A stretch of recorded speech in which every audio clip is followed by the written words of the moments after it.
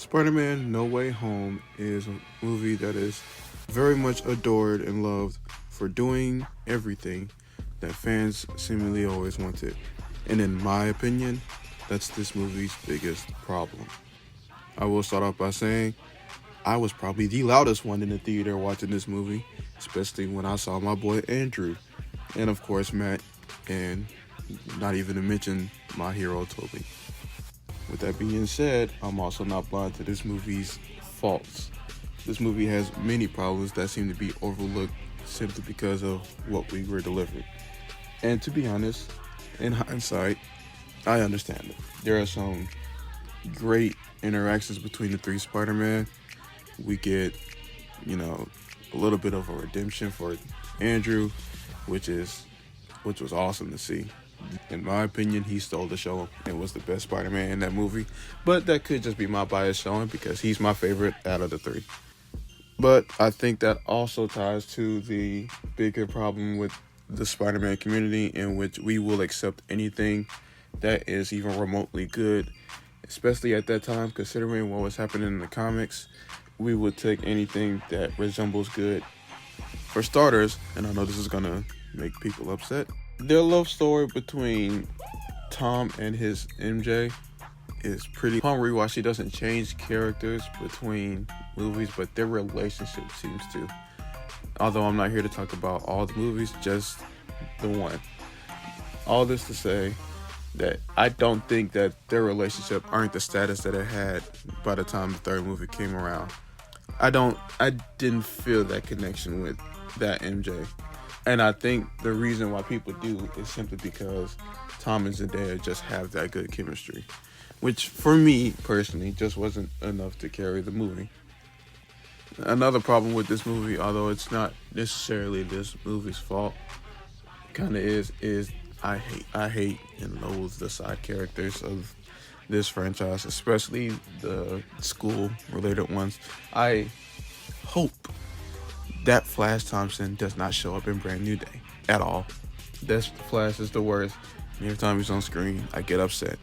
He had the one good joke, and I was done. I don't think that Peter is very smart throughout this movie, and he doesn't seem to be held accountable until he has to, which I did appreciate for his mistakes. And that being, I don't think he gets any smarter throughout this trilogy, and he's supposed to be older in this movie, yet he feels the most, I don't know, dumb. Maybe that's not the right word to use, but this is how it feels. I get he's a teen, and they're consistently trying to make you think, oh, he's a teen, he's gonna make dumb decisions. And I'm like, yeah, but I feel like he'd grow from most of the decisions he made. The last two movies, he learned the same lesson. And in this one, he just makes other dumb decisions. Specifically with the beginning of the movie and how he, acts towards the MIT stuff. And, of course, what he does with Doctor Strange. But the one with Doctor Strange, if not for that, the whole movie wouldn't happen. Speaking of the stuff with Doctor Strange, no one's going to talk about how loosey-goose that spell is and how it kind of makes no sense.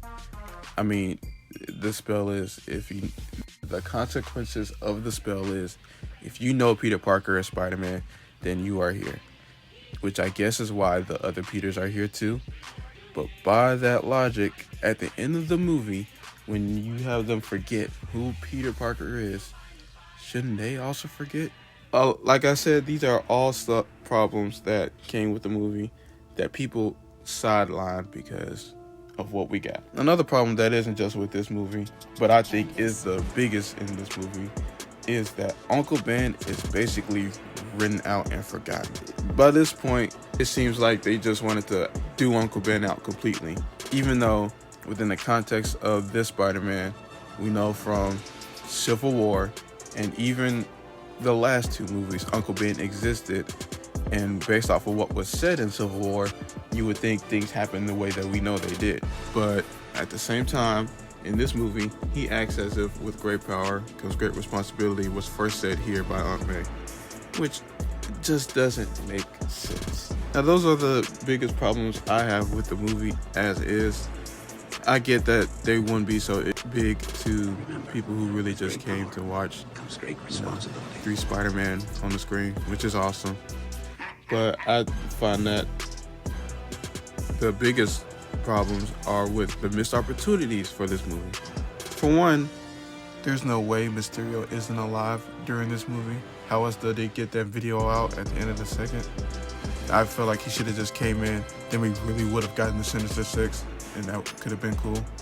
And then, the year after this came out would have been Spider-Man's 60th anniversary. And I don't know a single real Spider-Man fan who would have been upset if they would have took more time to cook a little more in the kitchen to work on that first half, just to release this on the 60th anniversary for Spider-Man. And also, I think they could have done the final swing a little better. That's not really an issue, but I'll get back to that later. Now, that's just working with the one movie. My proposal would have been to work with two movies. You have the first one in When Aunt May Dies, which was a big blow in this movie.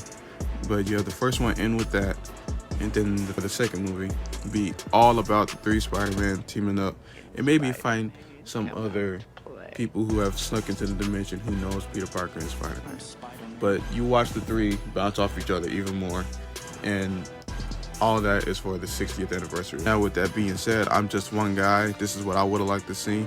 Maybe other fans wouldn't like to see it, but I find it hard to believe that fans wouldn't want to see an entire movie about the three. And on top of that, I feel like this is a project that should have had a little bit more passion, as it seems the new movie will have. So I'm excited for that. But I would have liked to see more passion poured from the people instead of just trying to cater to the fans and have them be happy. Ultimately, it seems as if they just wanted to give the people what they want instead of actually writing to give them something that could have been better, which to me is a disappointment and a shame for a character such as this. As for me and what I can do, I can't make an entire whole movie, nor can I even make an entirely whole scene. But I can give a very, very rough idea of what I think the final swing should have been and what I would have liked to see. But in saying that, I will also add that I put something in here that I know they couldn't have done. It's completely out of their control, but I put it in here because I thought it would have been fun. I hope you enjoyed. Thanks for listening. Farewell and God bless. Oh, and small thing, the version I put in here is specifically for YouTube. I will put the real version and real vision that I have on other platforms, so be sure to check those out. Thanks.